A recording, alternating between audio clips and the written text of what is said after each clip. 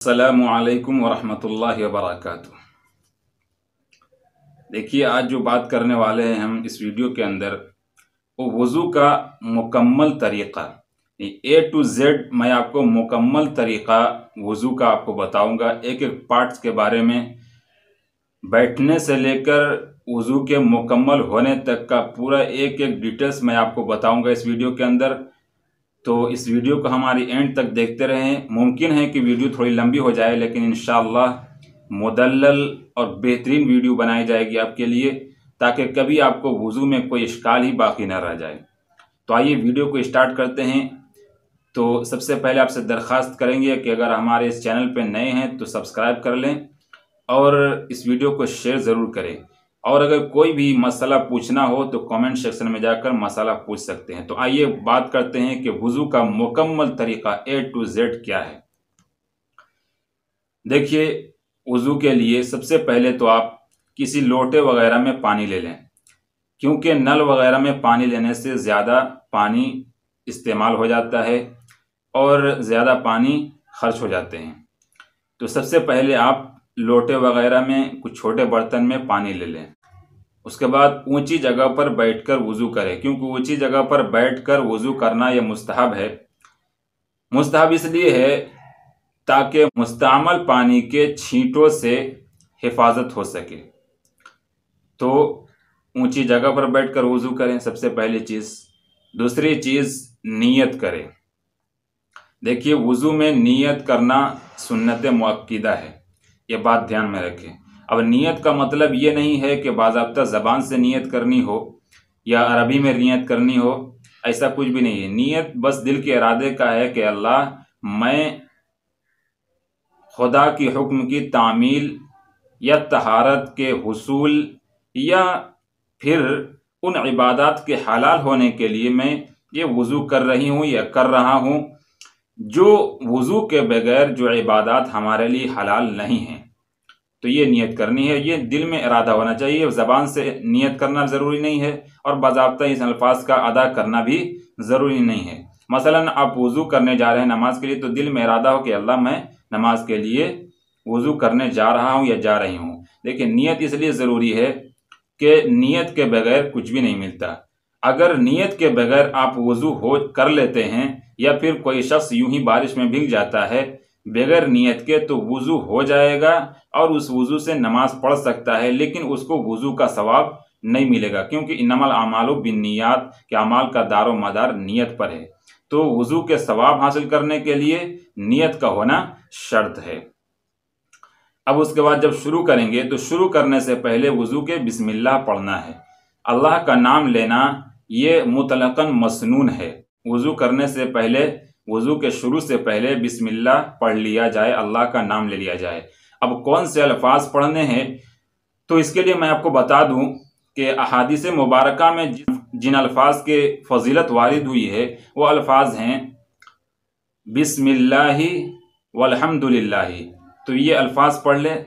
बसा औकात लोग बिस्मिल्लाहिर्रहमानिर्रहीम पढ़ते हैं, तो वह भी पढ़ सकते हैं, लेकिन जिन अल्फाज के हदीस में फजीलत वारिद हुई है कि बिस्मिल्लाह शुरू में पढ़ें, अल्लाह का नाम लें, वो अल्फाज ये हैं बिस्मिल्लाहि वल्हम्दुलिल्लाहि।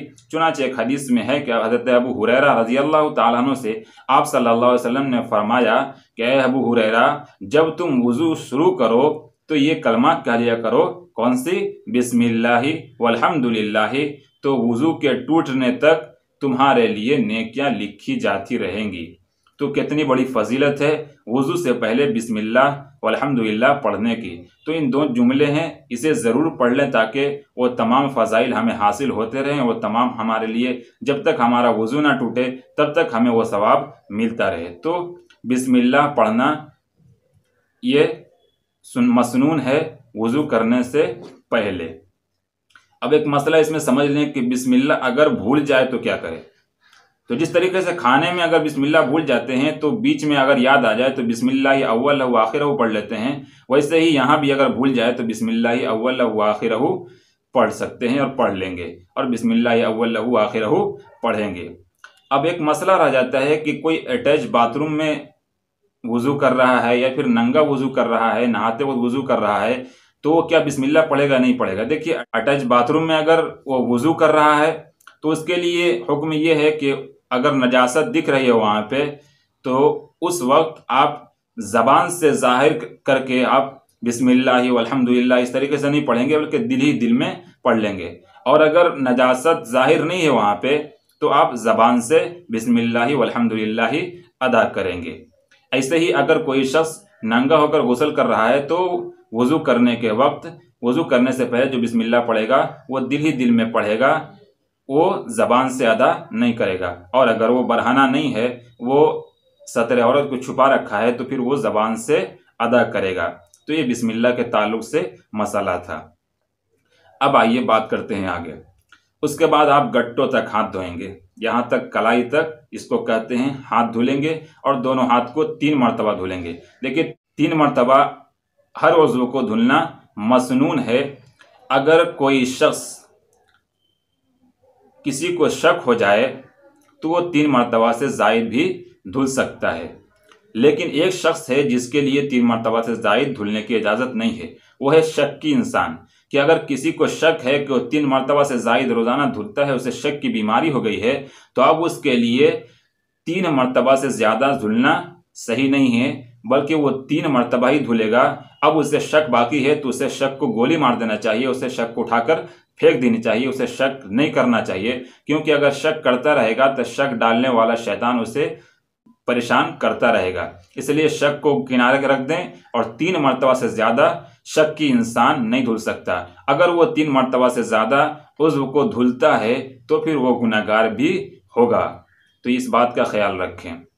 हाँ, अगर शक की इंसान नहीं, बीमारी नहीं, कभी कदार हुआ शक, तो वो फिर वो 3 मरतबा से ज़ायद भी धुल सकता है, ताकि उसका शक ख़त्म हो जाए। तो सबसे पहले गट्टों तक हाथ को धुलेंगे। और अगर हाथ में अंगूठी, छल्ले वगैरह कुछ पहन रखे हों, अगर वो अंगूठी आप पहन रखे हों और वो ढीला ढाला नहीं हो, तो फिर आपके लिए वो लाजिम है कि उसे घुमाकर वहाँ पानी पहुँचाएं। और अगर ढीला ढाला है तो फिर आपके लिए पानी पहुँचाना मुस्तहब है, लाजिम और ज़रूरी नहीं है। बल्कि अगर ढीला है तो उसे घुमा लेना चाहिए। तो बस बेहतर यही है कि आप अंगूठी वगैरह अगर पहने हुई हों, हमारी बहनें भी अगर वो सुन रही हों तो उन्हें भी चाहिए कि अपनी अंगूठी वगैरह को क्या करें, घुमा लें। और अगर वो घूमने के काबिल नहीं है तो फिर तो उनके लिए निकाल कर बाज़ाब्ता वहाँ भिगाना लाजिम और ज़रूरी हो जाएगा। तो ये तो हाथ का मसला हुआ। अब उसके बाद आप कुल्ली करेंगे। कुल्ली करने में मुबालगा करेंगे और नाक में पानी डालने में भी मुबालगा करेंगे। लेकिन एक बात जहन में रहे कि ये मुबालगा नाक में पानी डालने में और कुल्ली करने में उसी वक्त है जबकि आप रोज़े से ना हो। अगर रोज़े से हों तो बस नाक में पानी डालकर हल्का नाक छिड़क ले, बस काफ़ी हो जाएगा। और ऐसे ही कुल्ली कर लें, काफ़ी हो जाएगा। तो कुल्ली 3 मरतबा करेंगे। और अगर आप रोज़े से ना हो तो गलाला करेंगे और बाज़ाब्ता अच्छी तरीके से पानी अंदर को पहुंचाएंगे। और एक बात और जहन में रखें कि जब कुल्ली करने लगेंगे तो उस वक्त 3 मरतबा आपको मिसवाक भी घुमा लेना है। अच्छा, मिसवाक का मसला इसलिए बता रहा हूँ, मिसवाक करके जो नमाज पढ़ी जाए वो उस नमाज से 70 गुना बढ़ जाती है उसका सवाब, जो बगैर मिसवाक के पढ़ी गई। इसलिए मिसवाक ज़रूर करें। तो मिसवाक कैसी होनी चाहिए? मिसवाक देखिए, कानी उंगली जो दिख रही इसके बकदर मोटी हो और एक बालिश्त क्या हो, एक बालिश्त लंबी हो। ये इब्तिदा में एक बालिश का होना मुस्तहब है, और एक बालिश से कम है तब भी कोई मज़ायका नहीं है। लेकिन मुस्तहब ये है कि एक बालिश हो और ये कानी उंगली के, छोटी उंगली के बकदर मोटी हो। और दरख्त में से पीलू का दरख्त अगर मुयस्सर हो तो वो बेहतर है। उसके बाद फिर जैतून का मिसवाक ये ज़्यादा बेहतर है। अलबत्ता अनार के मिसवाक से और ऐसे ही आपके बांस के मिसवाक से फुकहा ने मना किया है। नीम के वगैरह के मिसवाक से भी कर सकते हैं, बल्कि उसमें तो ज़्यादा फ़ायदा है। और मिसवाक करने का तरीका ये होगा कि आप छोटी उंगली को नीचे की तरफ इस तरीके से पकड़ेंगे, अंगूठे को ऊपर के सिरे पर रखेंगे, उसके बाद बीच में सारे उंगलियों को रखेंगे। और इसको मिसवाक करने का तरीका ये होगा कि आप इस तरीके से चौड़ाई में घसेंगे। एक मरतबा घसेंगे, उसके बाद पानी फिर से लेंगे, फिर एक मरतबा घसेंगे, फिर पानी लेंगे, फिर तीसरी मरतबा घसेंगे। तो इस तरीके से 3 मरतबा आप घसेंगे। लेकिन अगर आपके पास मिसवाक नहीं है तो उंगली का घस लेना, ऐसे ही टूथपेस्ट का घस लेना, ये भी मिसवाक के कायम मकाम हो जाएगा और मिसवाक का सवाब आपको दिला देगा। अब एक मसला समझने का है कि क्या औरतें भी मिसवाक करेंगी या नहीं करेंगी। तो इस बात को समझ लीजिए कि औरतों का जो मसूड़ा होता है थोड़ा कमज़ोर होता है, तो उनके लिए आला दवाम यानी रोज़ाना मिसवाक करना यह मसनून नहीं है। बल्कि अगर औरतों का मसूड़ा कमज़ोर है तो नाजुक मसूड़े होने की वजह से उनके लिए आला दवाम रोज़ाना मिसवाक करना मसनून नहीं है।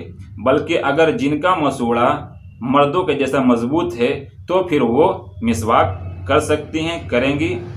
लेकिन अगर किसी औरत का मसूड़ा कमज़ोर है, नाजुक है, तो फिर उनके लिए ये रोज़ाना करना मसनून नहीं है। अब अगर वो औरतें जिनके मसूड़े क्या है, नाजुक हैं, कमज़ोर हैं, तो वो अगर कोई मंजन वगैरह यूज़ कर लें और उंगली से मंजन कर लें, टूथपेस्ट वगैरह कर लें, घुमा लें, तो भी उनके वो सवाब इंशाअल्लाह मिल जाएगा, मिसवाक करने का सवाब मिल जाएगा। तो हमारी बहनों को ये मैं गुजारिश करूंगा कि अगर आपका मसूड़ा कमज़ोर है तो आप घबराएं नहीं। आप मिसवाक का सवाब हासिल करने के लिए किसी मंजन वगैरह को दांत में घस लें तो भी इंशाअल्लाह आपको सवाब मिसवाक का मिल जाएगा। ऐसे ही अगर मिसवाक नहीं है तो फिर टूथपेस्ट या उंगली वगैरह से मिसवाक कर लेना, ये भी काफ़ी हो जाएगा। फिर उसके बाद आप 3 मरतबा नाक में पानी डालेंगे और नाक में पानी डालने के बाद आपको कानी उंगली से इस हाथ से पानी डालना है, उसके बाद कानी उंगली से हिलाना है, उसके बाद छिड़क देना है और उसके बाद 2 मरतबा और पानी डाल दें। या आपका इसका मसला, नाक का मसला ख़त्म हो गया। और उसके बाद आपको पूरे चेहरे को धुलना है। अब चेहरे को धुलने का तरीका ये होगा कि आप एक कान के लौ से दूसरे कान के लौ तक पूरा चेहरा धुलना है और यहाँ सर के बाल से लेकर ठुड्डी तक। अब अगर पेशानी हम बताने चलें कि इतना होता है वो इतना होता है, तो ये पेशानी नहीं होता है, बल्कि जिसके जितने पेशानी बाल के होते हैं यहाँ तक बाल होते हैं तो उसका पेशानी यहीं से शुरू होगा। किसी का बाल होते हैं पूरे ऊपर से होते हैं तो उनका पेशानी वहीं से होगा। तो जिसका पेशानी जहाँ से है तो पेशानी के बाल से लेकर ठुड्डी तक ये धोना, पूरा चेहरा का धुलना वाजिब और लाजिम है। ऐसे ही आँख के ऊपरी हिस्से को धुलना भी लाजिम और ज़रूरी है। और ऐसे ही होंठ जो बंद करने के बाद, आपका होंठ जो बंद करने के बाद ऊपरी हिस्सा करा जाता है उसको धुलना भी लाजिम और ज़रूरी है। मसलन मैं बंद करता हूँ तो ये हिस्सा जो दिखता है बाहरी का, ये जो मैंने दिखाया अभी आपको, तो उस हिस्से का भी धुलना लाजिम और ज़रूरी होगा। ऐसे ही ये आँख के साइड को भी धुलना लाजिम और ज़रूरी होगा। हम लोग करते क्या है, ऊपर से पानी डाल देते हैं और बकिया भीगा कि नहीं भीगा ये सब हम लोग कुछ भी नहीं देखते हैं। तो हम लोगों के तरीका ये होगा कि आप पानी उठाएं और यहाँ पे पेशानी पर डालें, पेशानी पर डालकर इस तरीके से पूरे को धुल लें। फिर पानी उठाएं, यहाँ पेशानी पर डालें और उसके बाद धुल लें। तो इस तरीके से धुला जाएगा। और ख्याल रखें कि ये भाव अगर ज़्यादा बाल नहीं हैं, अगर खाल नहीं दिख रहे हैं तो फिर आपको सिर्फ भाव के ऊपर पानी पहुंचा देना काफ़ी होगा। लेकिन अगर जैसे हमारा ये भाव है, ये खाल दिख रहा है इसके अंदर, तो इसके अंदर पानी का पहुंचाना लाजिम और ज़रूरी होगा अगर खाल तक भी दिख रहा हो।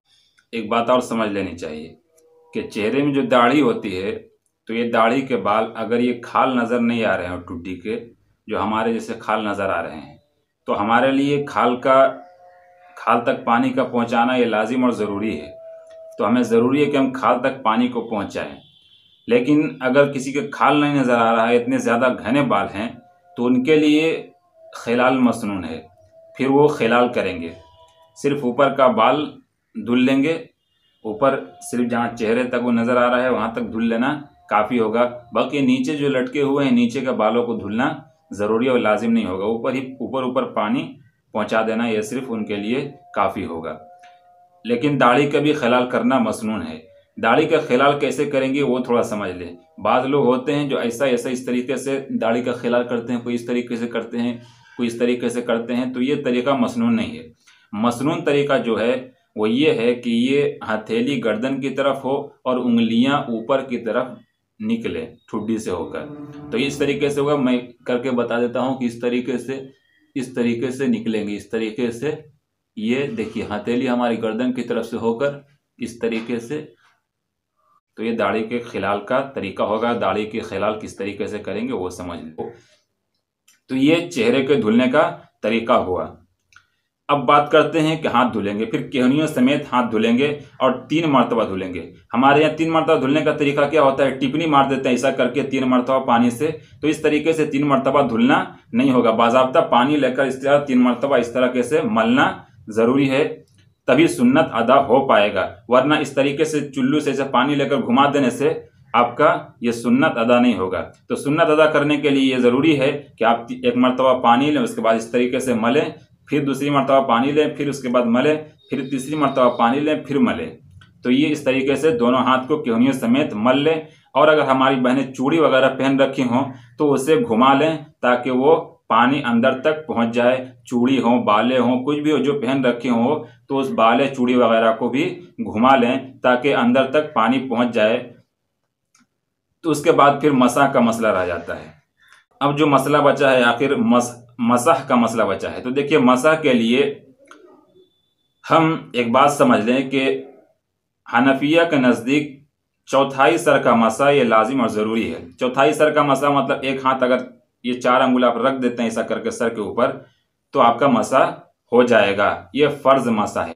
लेकिन एहतमाम के साथ पूरे सर का मसा करना एक मर्तबा मसनून है, सुन्नत है। तो पूरे सर का मसा करना एक मर्तबा सुन्नत है। और अगर कोई शख्स बिला उज़्र इस सुन्नत को छोड़ता है तो वो गुनहगार भी होगा।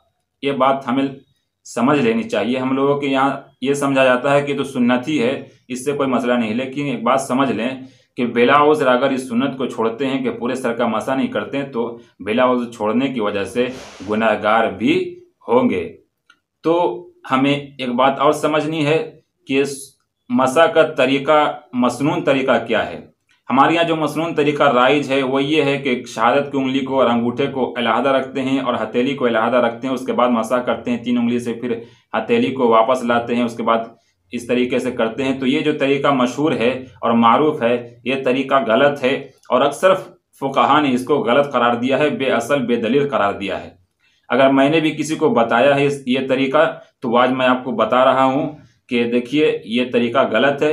मैंने जो 2-4 किताबें स्टडी की है, किताबों का स्टडी करने के बाद रहा हूँ, अब जो बता रहा हूँ ये अटल है और ये बेहतरीन है और यही सही और मसनून तरीका है जो मैं आपको बताने वाला हूँ। मसनून तरीका क्या है, हमारी एक बहन ने सवाल भी किया था कि हमें परेशानी होती है कि जब पीछे से लाते हैं तो हमारे बाल बिखर जाते हैं। तो हमने जब किताबें खंगाली हैं तो हमें मसा का सही तरीका जो मिला है वह तरीका मैं आपके सामने पेश करना चाहता हूं।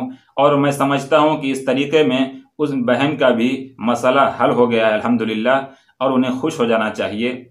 ये इसलिए नहीं कि मैं आवाम के लिए एक चीज़ लेकर आया, बल्कि इसलिए कि ये तहकीकी मसला जो था वो एक बाहर निकल कर आया है। अगर मैंने इसके अलावा किसी को बताया है तो मैंने भी वो गलत बताया था, अब मैं सही बता रहा हूँ। तो ये सही जगह नोट कर लें। वो तरीका क्या है, मसा का तरीका, वो आपको बताने चला हूँ। सबसे पहले तो समझ ले, मसा के लिए नए पानी का लेना ज़रूरी नहीं है, लेकिन नए पानी का लेना भी मुस्तहब है, ले ले तो बेहतर है। तो हम पानी ले लें हल्का सा, उसके बाद मैं आपको करके बताता हूँ। बाल थोड़े हमारे बड़े हो गए हैं लॉकडाउन की वजह से, तो आइए मैं आपको बताता हूँ। तो वो जो तरीका एक था कि इस तरीके से मसा करेंगे, तो ये तरीका गलत है। मैं जो सही तरीका बताने वाला हूँ वो तरीका, सही तरीका ये है कि हथेली वगैरह, हाथ वगैरह सबको, उंगलियों को सबको ये आगे के जानिब से ऐसा ले जाकर ऐसा पीछे के जानिब ले जाएंगे और ऐसा मसा हो जाएगा। बस ये मसा हो गया। ऐसे सिर्फ इस तरीके से आगे के जानिब से पीछे की तरफ लेकर चले जाना है, बआसानी ये मसा आपका हो गया। वो जो तरीका राइज है वो तरीका गलत है। वो मसनून तरीका जो यही है कि उंगलियों को, हथेलियों को सबको एक साथ आगे से लेकर पीछे की तरफ ले जाएंगे ऐसा करके। उसके बाद फिर तो अब औरतों के बाल ऐसा वापस नहीं लाना पड़ेगा, तो फिर औरतों की, हमारी बहनों के जो बाल हैं वो बिखरेंगे भी नहीं। जो उनका सवाल था कि हमारे बाल बार बार बिखर जाते हैं वुज़ू करने की वजह से। और उसके बाद फिर आगे से इस तरीके से पीछे ले जाकर उसके बाद हम ये शहादत की उंगली से अंदरूनी हिस्से को हम क्या करेंगे, मसा कर लेंगे। और ये अंगूठे से बाहरी हिस्से का मसाह कर लेंगे। उसके बाद ऊपर इसके ऊपर वाले से गर्दन का मसाह कर लेंगे। ये हमारा मसाह मुकम्मल हो गया। तो आई होप कि आपने मसले का अच्छी तरीके से समझ लिया होगा कि आप मसाह किस तरीके से करेंगे। तो मसाह हम जो करेंगे इसी तरीके से करेंगे। अब पैर धुलने का मसला ये है कि वो जो आपके एड़ी के ऊपर जो दो निकले हुए होते हैं जिसे टखना कहते हैं, तो उस टखने समेत तो हड्डी जो उभरी होती है एड़ी के ऊपर, उन हड्डियों के समेत आपको पैर धुलना होगा। उन हड्डियों के ऊपर धुलना लाजिम नहीं है, लेकिन उन हड्डियों को साथ में धुलना लाजिम और ज़रूरी है। और पैर की उंगलियों का ख्याल भी करना चाहिए। और ऐसे ही मैं एक बात बताना भूल गया कि हाथ की उंगलियों का भी ख्याल सुन्नत है। और हाथ की उंगलियों के ख्याल का तरीका ये होगा, इस तरीके से आप इस तरीके से ख्याल करेंगे। एक उंगली के दूसरी उंगली को ऐसा रखकर ऐसा कर देंगे, ये ख्याल हो गया हाथ का। और पैर की उंगलियों का ख्याल किस तरीके से करेंगे वो आप समझ लीजिए कि ये हमारा पैर है। तो आप छोटी उंगली को लेंगे, इस दाएं हाथ के छोटी उंगली को लेकर ये बाएं पैर की छोटी उंगली से शुरू करेंगे। इस तरीके से पूरे 10 उंगली को इस तरीके से करेंगे। तो दाएं हाथ के छोटी उंगली से बाएं पैर के छोटी उंगली से शुरू करना है और दाएं पैर की छोटी उंगली पर जाकर पैर का ख्याल ख़त्म हो जाएगा। तो ये वुज़ू का मुकम्मल तरीका है। उसके बाद आप तौलिया वगैरह से पोंछ सकते हैं, लेकिन इतना मुबालगा ना करें कि वुज़ू का कुछ असर ही बाकी ना रहे। हल्का हल्का पोंछ लें ताकि आपके वुज़ू के असर भी बाकी रहें। तो ये वुज़ू का मुकम्मल तरीका है। तो इसको शेयर ज़रूर करें और दूसरों तक इस वीडियो को पहुँचाएँ। अस्सलामु अलैकुम वरहमतुल्लाह।